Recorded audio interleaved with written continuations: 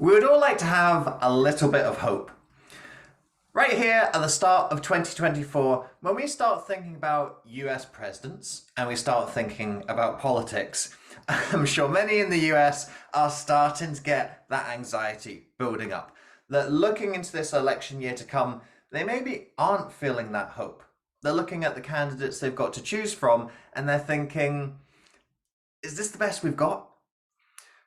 Is there going to be someone who comes over the hill, who presents that little bit of hope, who looks and sounds presidential, who maybe captures a sense of optimism and aspiration for the future? In the past, this was JFK. JFK, perhaps more than any other president except maybe Obama, was a symbol and a figurehead of possibility, of what America could become. JFK in the 1960 election contested the second closest election in US history.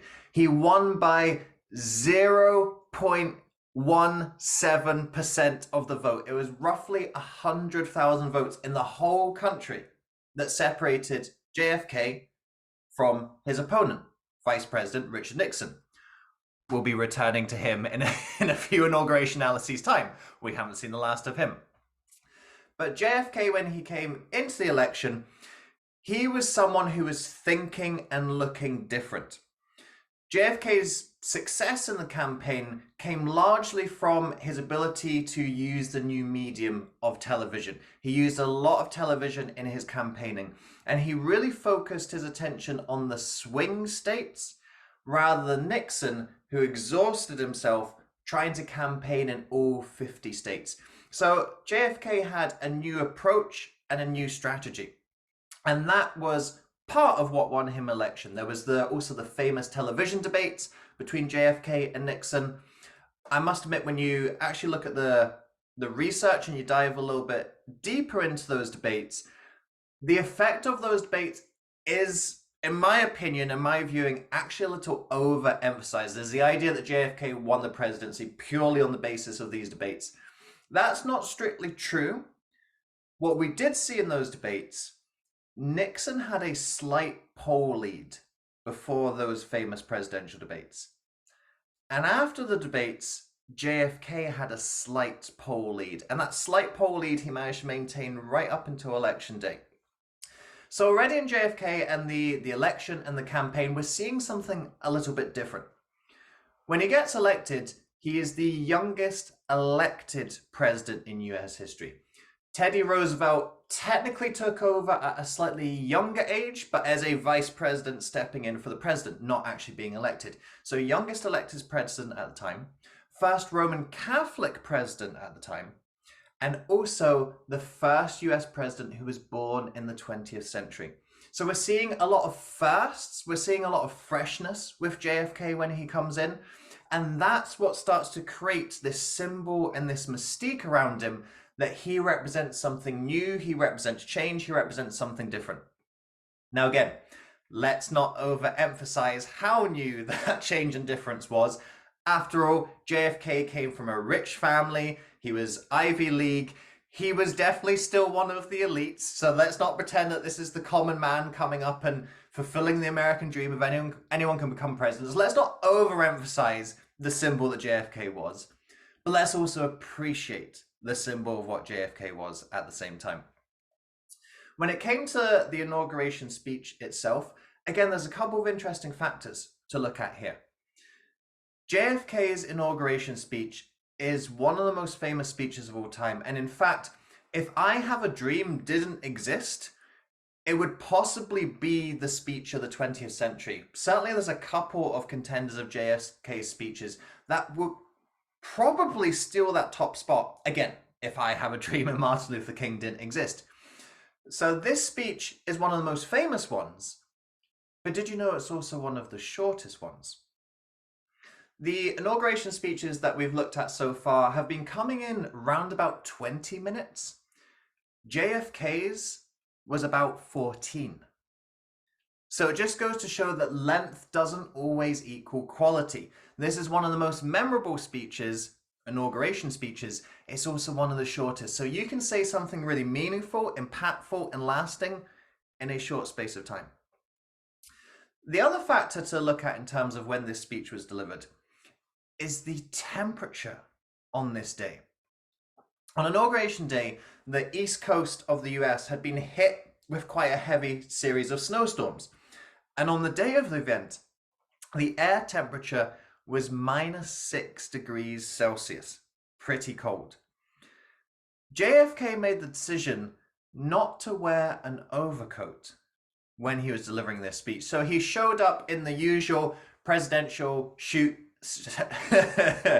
I'm thinking of the LFMAO song. I got no shoes, no socks, and I still get service. So JFK shows up in his suit, his shirt, and he wants to look more like a president in the president's attire rather than huddling away in a coat and perhaps looking a little bit weak or a little bit not masculine, shall we say.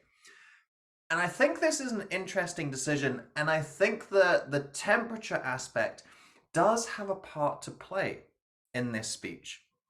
And I will highlight that and talk about it more at the more appropriate point.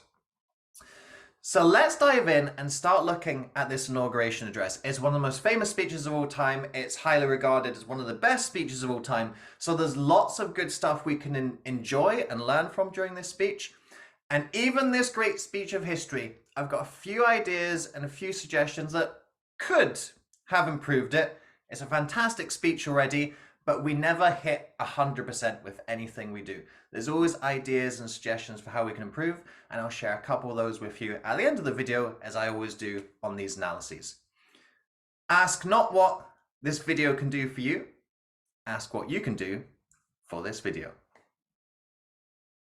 JFK's brother Robert was, of course, an attorney, so it's only fair that I do the legal part for this video as well.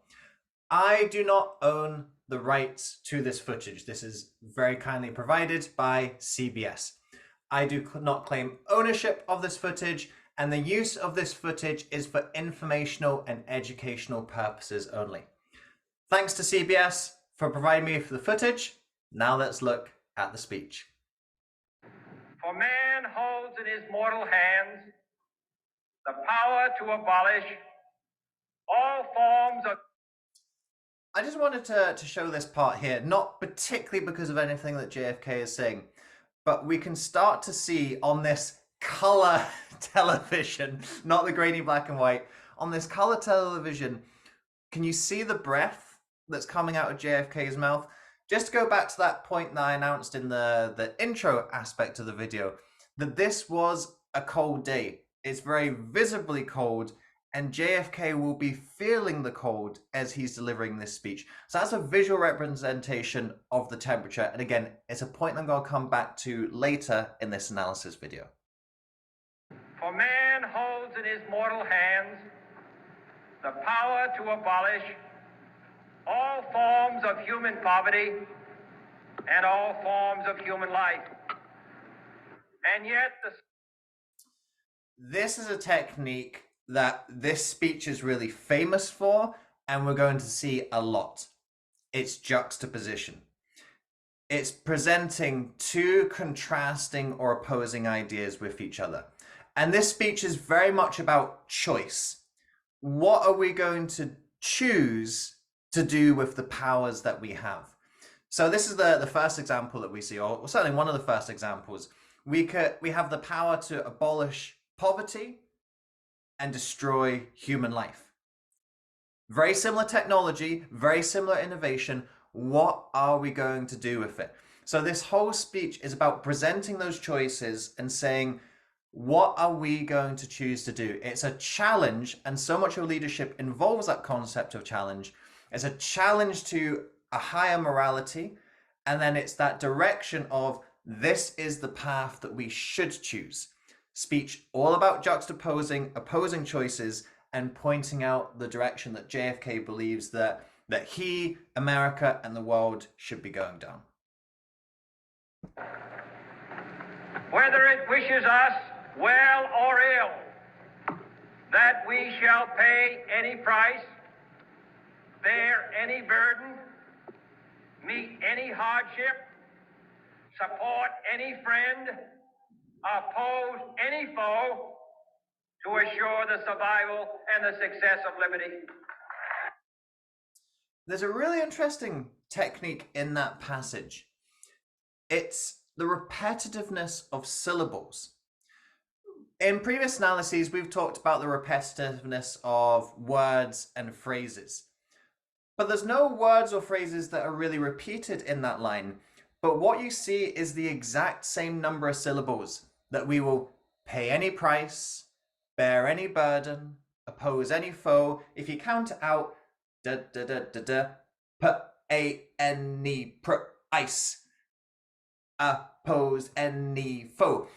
The syllables are the same, and it creates this rhythm to that point. And so that rhythm helps retention and memory.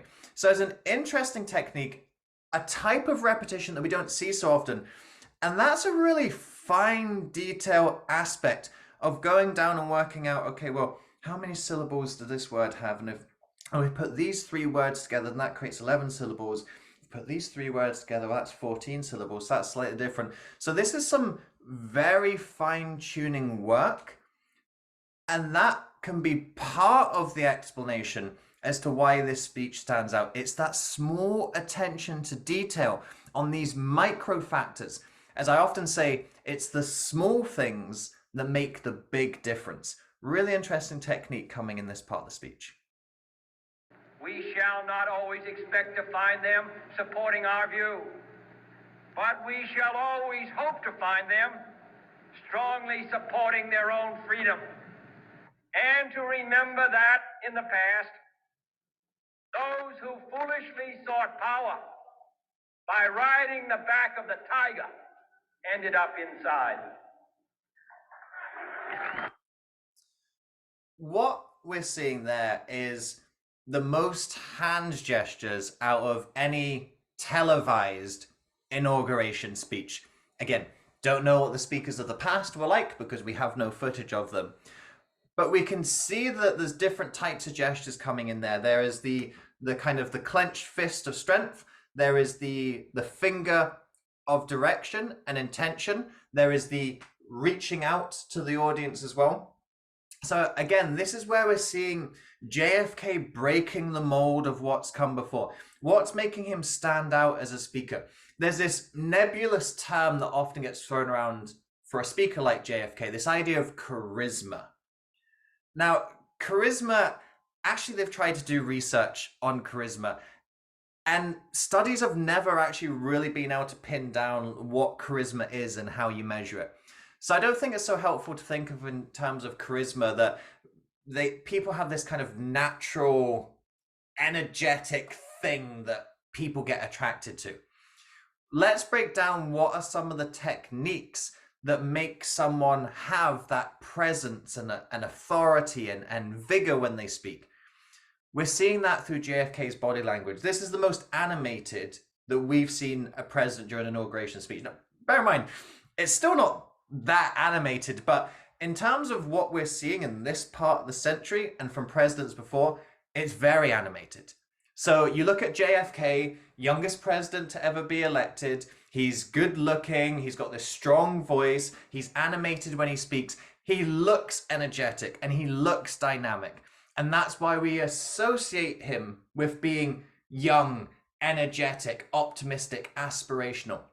So these factors all play a part into what's helping the speech and the speaker stand out. So we're actually seeing some gestures in one of these speeches. And this is something that I have critiqued previous presidents for, where I said, oh, can we get some gestures in here? Can we get some body language? We are seeing this in this particular speech. One of the many factors why this speech stands out. Not because the communists may be doing it, not because we seek their votes, but because it is right. If a free... I love that little gesture there. The little because it is right. Everything ties up into making that statement punchy. We're not doing this because of this reason, for political reasons, for for economic reasons, we're doing this for ethical reasons, and everything that comes into that line of we do it because it's right. We've got the gesture, we've got the strength coming through the voice. That's how you emphasize a key point. You don't have to go absolutely wild and crazy about it. It's just tweaking the dials on a few different factors, the voice, the words, the gestures, that creates that punchiness in the expressions. So that was just a small example where I really liked how Kennedy had turned his dials to make that point stand out. A society cannot help the many who are poor. It cannot save the few who are rich. Combination of techniques that we've talked about here. We've got that juxtaposition, cannot save the many who are poor, cannot help the few that are rich. I haven't got the exact wording there, have I? We've got the gesture as well. Again, that strong gesture coming away from the podium. So often when speakers are at a podium, they get sucked into this little space and this little trap. Kennedy is extending beyond the podium. I think if Kennedy was a speaker in today's society, I think he might not even have a podium at all, potentially. Would be speaking a little bit more fluidly and organically. But he's expanding beyond the podium with his body language. He's using that verbal technique of the juxtaposition. So again, it's the combination of factors. So it's not just using one technique, it's combining a couple of them for that synergistic effect. Finally, to those nations who would make themselves our adversary, we offer not a pledge, but a request that both sides begin anew the quest for peace. There's a lot in that line, and it's not necessarily a technique per se, it's word choice. Not a pledge, but a request. Certainly in the last 2 inauguration speeches, there's been a lot of Cold War context in those speeches. And we've seen quite hardliner stance from the 2 previous presidents. We had Truman, then we had Eisenhower, very much in terms of take on the commies. America is strong and we will overcome. This is a big flip in approach and perspective that we see in JFK's speech. It's not about drawing the line in the sand. This is who we are and this is what we're going to do. There's a soft power approach there of we're not compromising on our values, absolutely, but we are willing to try and find the similarities instead of focusing on the differences. So this is a huge policy shift from the last couple of presidents. And setting out the stall throughout this speech, we're going to see a few more examples of this, again, using the technique of juxtaposition, where JFK is saying, look, we don't like communism. Communism is our enemy and we're going to fight it. But we're not going to fight it purely in terms of a barbaric militaristic way. We're fighting it because we believe there's a better way and we want to show the world that better way. So although this isn't necessarily a speaking technique per se, the word choice is really conveying a strong message and position about what Kennedy stands for in his term as president. Let us never negotiate out of fear, but let us never fear to negotiate. This is a technique that is really synonymous with JFK. It's called anti-metaboly. Now, you don't need to remember the technical term. I just call it the switcheroony. Basically, it's where you take one set of words and then you flip them and you use the same words to mean a different thing. Let us never negotiate out of fear, but let us never fear to negotiate. Now, of course, there's an even more iconic example of this line that gets used later in the speech, but JFK had several examples of this. What we're seeing here is a signature style in JFK. And one of the things that I do when I'm working with my own coaching clients is I'm really trying to help them to develop what their signature style is. What are the particular techniques and expressions and messages that really set them apart? Everyone thinks of this technique being linked to JFK. Again, the famous example is coming up, but he uses it so many times. And this is an example in this particular speech, but you can also see it in other speeches that he really leans into this technique. And a big part of who he was and what he was trying to do was represent that we have conflict and we have contrast in the world. And in order to advance as a society, we need to understand that contrast and be able to find the nuance in it.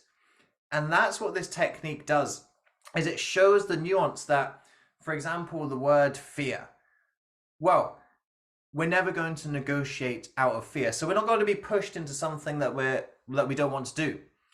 But at the same time, we can't let that fear overcome us and stop us from negotiating when it's right. So it's not a case of we will never ever negotiate. It's easy to be an absolutist and say, this is what we're doing and we're never doing this. It's much more challenging to have nuance, to say that in many contexts, we're not going to do this, but there are contexts where it'd be appropriate.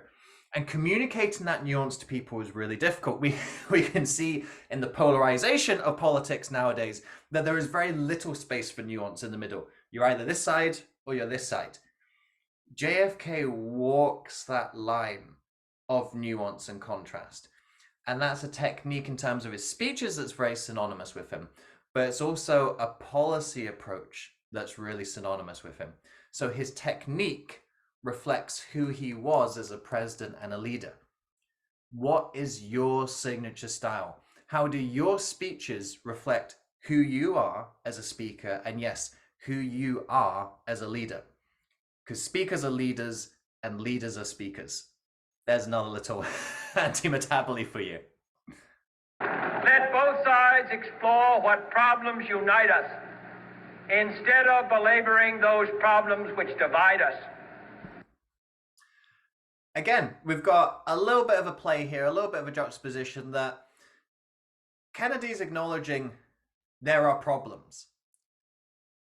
But instead of just focusing on problems, let's try and work together through those problems. And again, this is an element of nuance.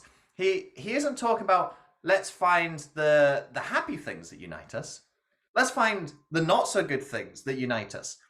Because sometimes it's that shared pain and difficulty that builds a better connection. You often see that when there's a real tragedy or disaster, people come together. We saw this during COVID, didn't we? We saw this in the US during 9/11. When there's something that really difficult that happens, that's where we sometimes rise above the everyday BS and go, hang on, wait, there's more important things in life. And JFK recognizes that truth in this statement. And so he presents, again, that contrast and choice. We're hearing those words all the time when analyzing this speech. We've got problems. We're not getting rid of those problems. So how about we work together on solving the problems instead of allowing those problems to divide us? Let both sides, for the first time, formulate serious and precise proposals for the inspection and control of arms, and bring the absolute power to destroy other nations under the absolute control of all nations. Again, we've got a lovely play of words here. Now, it isn't the same as the techniques we've been talking about here. Just the repetition of those words: absolute power, nations; absolute control, nations.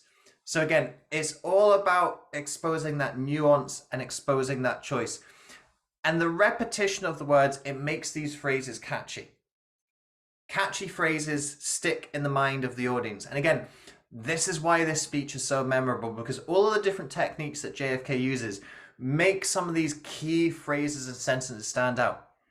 Because you could say that phrase another way, couldn't you?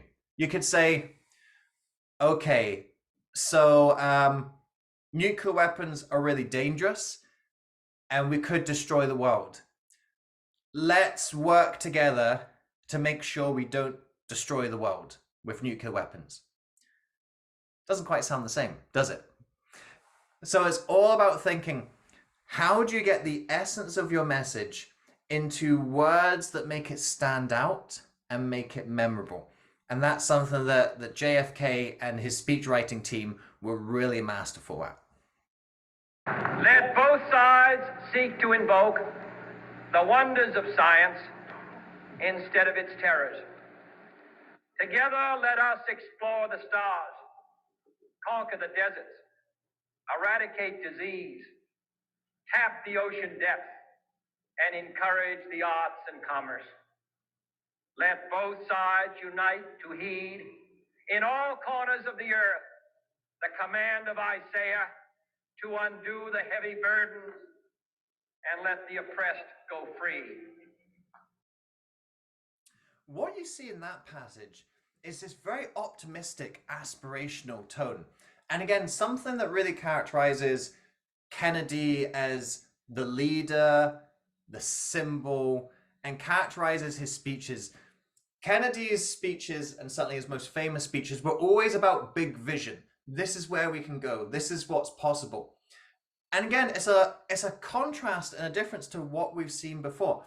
The last couple decades, you had the horrors of World War II, you've had the difficulties of the Cold War arising, you've had hardship, economic recession, all sorts of challenges going on, you've got social issues going on at the time. And Kennedy comes in here right at the beginning of the decade, and he is talking about visions of how things can be better. And it really captures the zeitgeist of this decade, that the 60s was this massive decade of social change, of technological advancement. Now, Kennedy, of course, doesn't spark that himself just by delivering a speech, but he captures the sentiment of what people are feeling. That into the 60s, we start to see the baby boomer generation, people who've seen the horrors of the past, the horrors of the present, and they want things to be different in the future. So this is really understanding your audience and understanding where you can take your audience. Because sometimes your audience aren't ready for that aspirational vision yet. So if you go too hard and too high, your audience disengage and switch off. Yeah, okay, that's maybe all right for him. He's got a rich family. He went to Harvard. He's a war hero. He's president now. But how am I supposed to do it? Who am I to think big for myself? It's very easy to turn the audience off if you don't understand how you can bridge that gap and how far you can take them. But Kennedy, coming into the 60s, he knows that people do have that aspirational urge. They are yearning for more. And so he taps into that with his speeches. You've got to understand your audience during your speeches. And when you're painting that vision for them, you've got to understand how far you can take them. Because anyone can say, you can be rich, famous, successful, good looking. That's easy to do. Anyone can say it. It's harder to make your audience believe it, to trust in themselves, to have that hope and optimism and aspiration for themselves. You've got to capture it in the right way. And JFK in this speech really does capture that sentiment that we're going to see building throughout this decade in the 60s. And if a beachhead of cooperation may push back the jungle of suspicion, let both sides join in creating a new endeavor. I love the flipping of that imagery. JFK is using war metaphors here. And bear in mind the recent history at this point in time. We have got, if we call the last, say, 40 years, we've got World War I, we've got Spanish Civil War, we've got World War II, we've got Korean War. Vietnam is just about heating up at this moment in time. So war is something that is very prominent in people's minds. But JFK uses that war imagery and say, in the same way that we have been putting a lot of effort and endeavor into war over recent time, let's do the same thing for making this world a better and more peaceful place. So I love being able to flip that imagery on its head and almost disarming that war imagery. That yes, we're going to use a lot of Cold War rhetoric because this is the nature of the times. But let's see if we can flip it on its head and show, okay, this isn't just about fight, fight, fight, conflict, conflict, conflict. This is about what we can do to make things better after that fight and after that conflict. So I love the way that this language is flipped on its head in this part of the passage. All this will not be finished in the first 100 days, nor will it be finished in the first 1,000 days, nor in the life of this administration, nor even perhaps in our lifetime on this planet. But let us begin. I love this passage. Again, we've got that very aspirational, almost idealistic language of this is what we're aiming for. Look, we're not going to achieve it right now. We're perhaps never going to see it, but this is what we've got to work for. And that little part at the end, so he builds it up, builds it up. It's not going to be in the first 100 days. It's not going to be in this term. It's not going to be in this administration. It's not going to be in this lifetime. But let us begin. So again, I love the emphasis of that. The building of the rhetoric, and then the punchy delivery of that line, the voice, the gesture. It's saying, look, I know I'm speaking big right now, but the only way we can get to those big aspirations is to start working from where we are right now, making those improvements, going in the direction that we want to go. So a lovely narrative build up coming in there, and then a really punchy flourish at the end to finish it off. In the long history of the world, only a few generations have been granted the role of defending freedom in its hour of maximum danger. I do not shrink from this responsibility. I welcome it. Big cheer there, right? That looks and sounds like leadership, doesn't it? Simon Sinek has this brilliant expression about leadership. He says that leadership is not a license to do less, it's a responsibility to do more. What JFK is saying there is that we are taking this challenge on willingly. I am taking this challenge on willingly because the challenge is a privilege.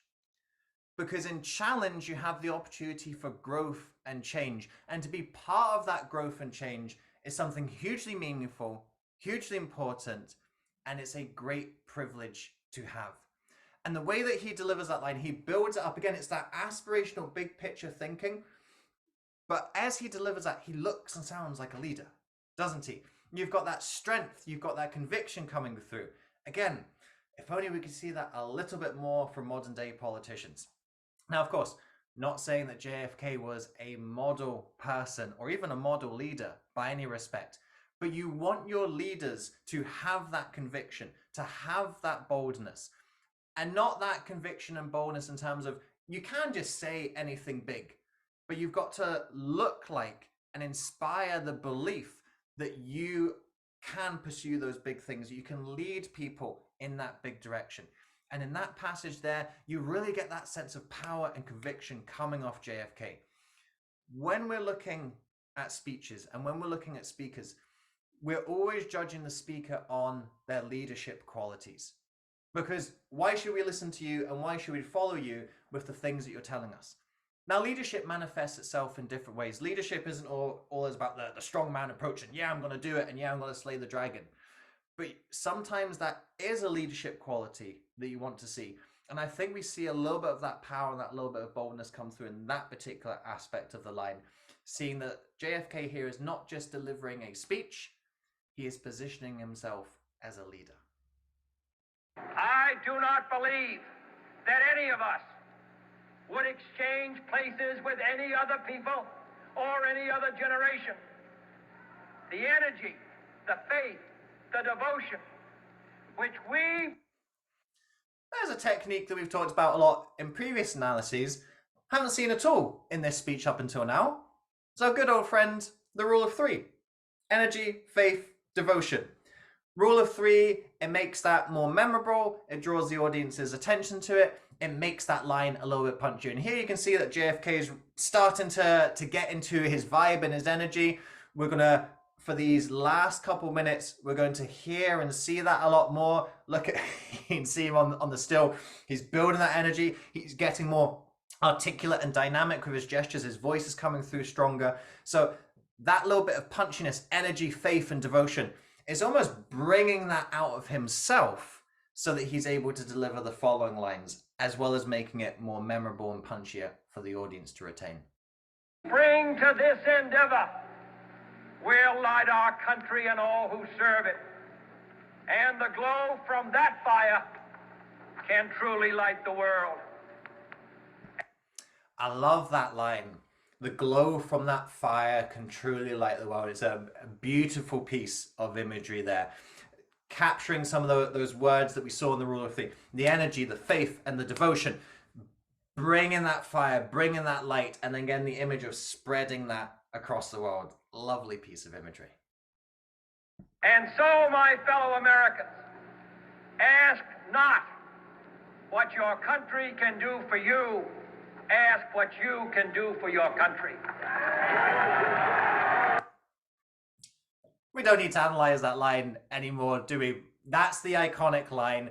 That's what this speech is remembered for. And it's not just about the line. It's not just about the anti-metabole. It's not about the switcheroony. We've covered why that technique works. What I love about this line, as well as the wordcraft of it, is the energetic build-up. So the last couple of points that I've paused on and analyzed, we've seen that energy and tempo building up. So JFK doesn't just flatline, sexy line, flatline. He knows that that line needs power, it needs poise, it needs a build up into it. And so for the last minute or so, he has been building energetically in the speech through not just his word choice, but also his delivery. His voice has been becoming bolder, the gestures have been getting stronger. So he's building into that line to give it that woof, gravitas. And then he knows to pause after it. He knows he's going to get a cheer afterwards, because that is the line he's been intentionally building towards. And all of the previous speechcraft has been leading into that. So it's not just a great line, it's also about the delivery of it. That you can have great content, and that is the first part of the puzzle. But then you've got to think about how you make that content shine and pop when you deliver it. And JFK does that with this iconic line. Let us go forth to lead the land we love. Again, here's another technique that we've covered quite a lot in previous analyses. Haven't seen it at all in this speech until this is almost the last line. Lead the land we love. We've got that alliteration of the L sound. And when you're thinking about alliteration, you've got to be conscious about the effect of the sound. So some sounds have a very strong boldness, like your cuz, your does, your tuz, your puz. So if you p or k, it has that strong kind of boldness to it. And if you want to create that effect of being strong and bold, then that's great. But let us lead the land we love. That L is a much softer sound. So your L's or your S or your they maybe have that softer resonance to it. So that idea of lead the land we love, there's this lilting, there's another word beginning with L. There's that lilting softness and gentleness to it. And it's a really nice contrast from that bold, energetic crescendo that's being building up. So Kennedy is showing both sides. And remember, this whole speech is about contrast and choice and the nuance in between. So Kennedy isn't saying, I'm this big, hard leader and I'm gonna tell the commies no at every opportunity.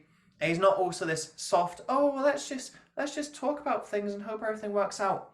He recognizes there's nuance between the two, that all hard and all soft isn't good, that sometimes that hardness needs a bit of softness, and sometimes the softness needs a little bit of hardness as well.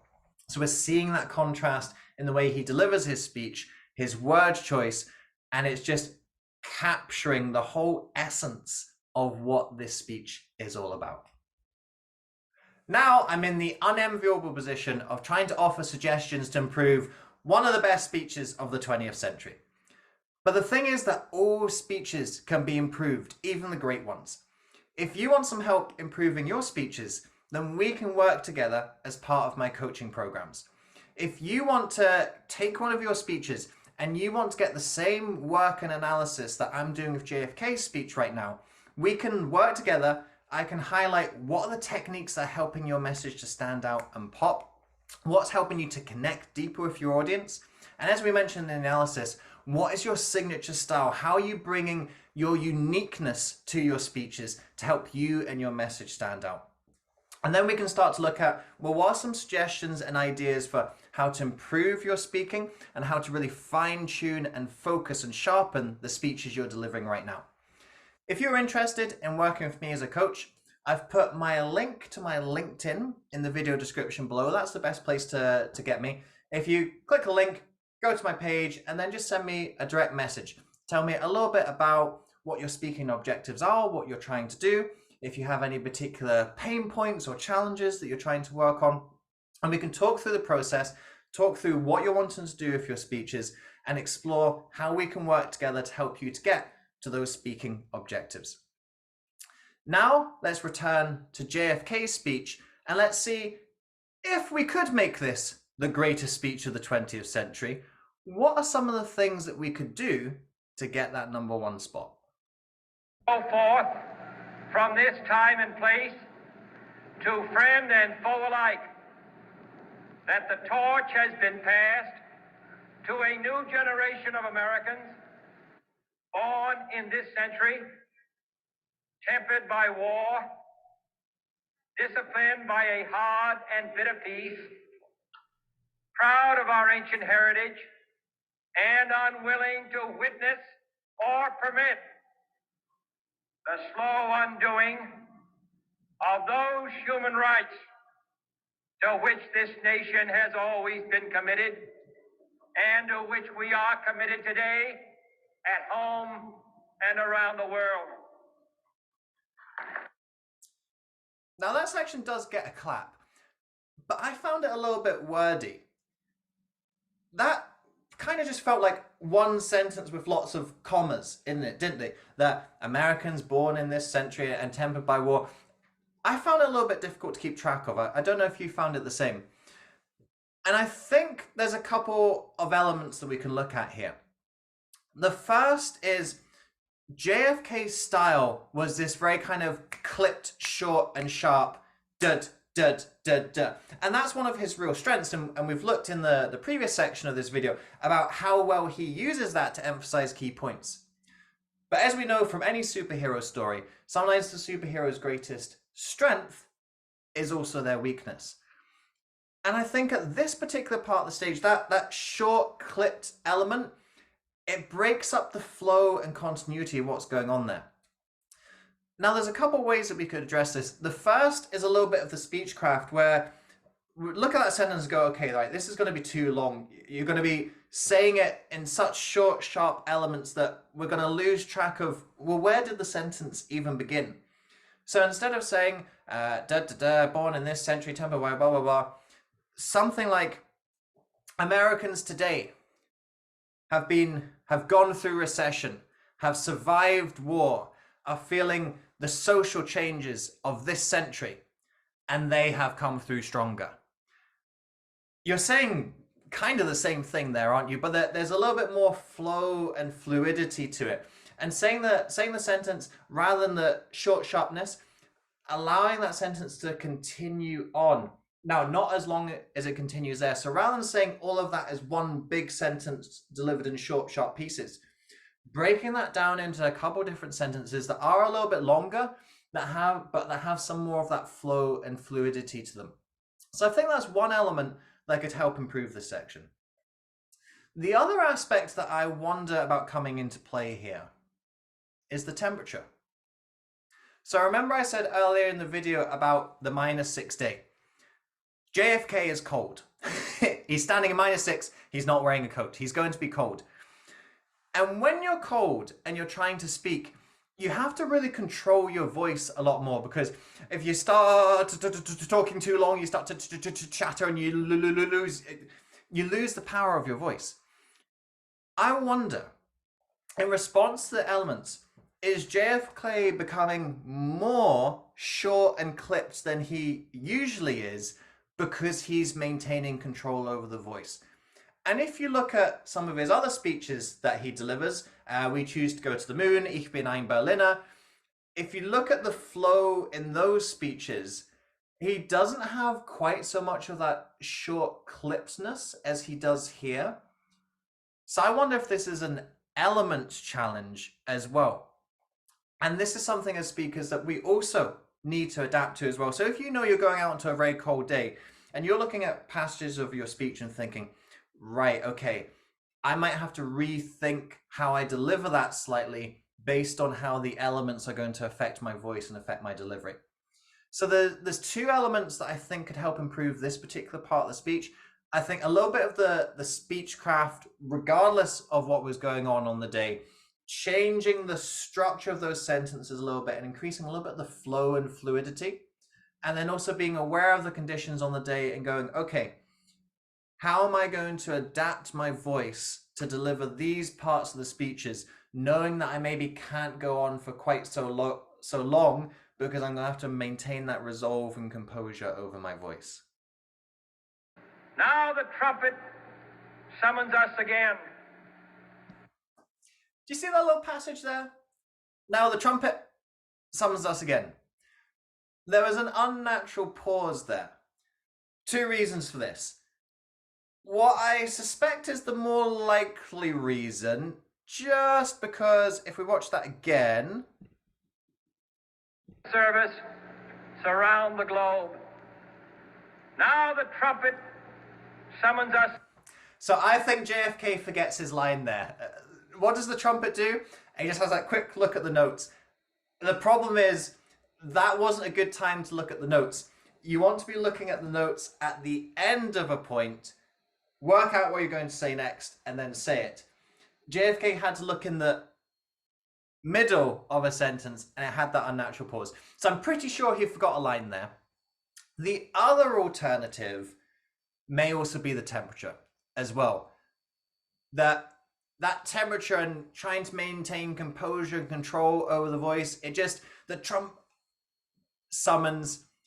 So that could be an explanation as well. I would say 80 or 90% he just forgot a line there. So when you are using notes, finish your point and take even just that little extra bit of time to be really clear on what's coming next. And then say it. It's better to take a little bit more time and then say what you're going to say, rather than start saying what you're going to say and need to have a look in between. So probably forgot a line, maybe give him a little bit of benefit of the doubt for the cold as well. You join in that historic effort.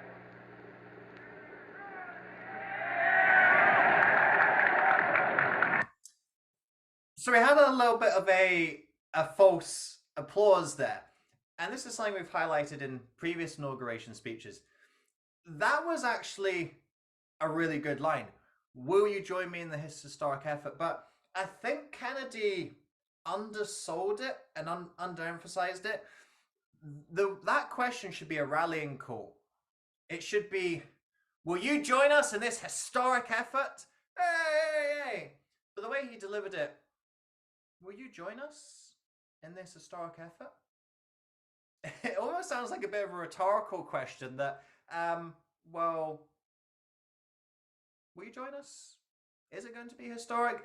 So I think that line, after seeing so many great examples of boldness and energy, particularly at this point in the speech. So this question comes in all of that energy and rallying towards the end of the speech. And that line it totally loses the energy at this point. And the crowd still react to it. But can you imagine how the crowd would have reacted to it if it had been delivered with the same vigor of, we do it because it is right? That would have had a lot more impact, wouldn't it? So that question really slipped under the radar there, and I think Kennedy should have made a lot more of it. But knowing that here on earth, God's work must truly be our own.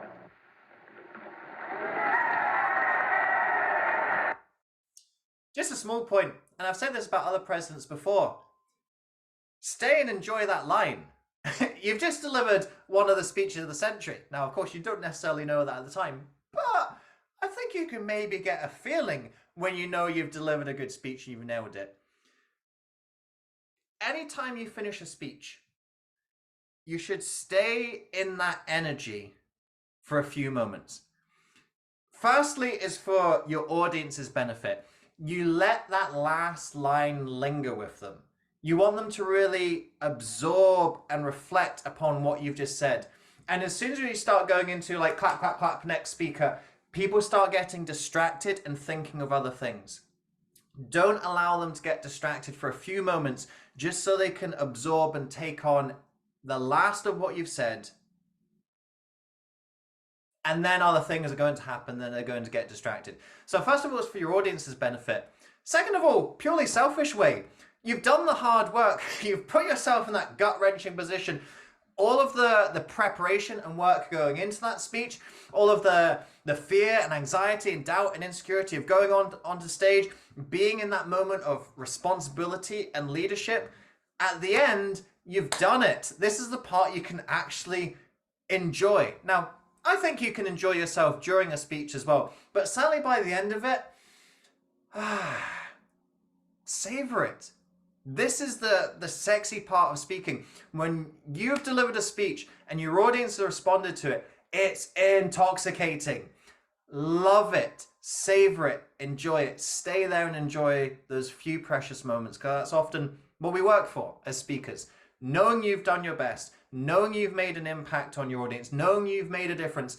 That is why we do what we do. That is why we put in all the work. We face all of these doubts and insecurities. We put ourselves in that position of responsibility. We put ourselves in the limelight, open ourselves up to criticism, to attack, to judgment.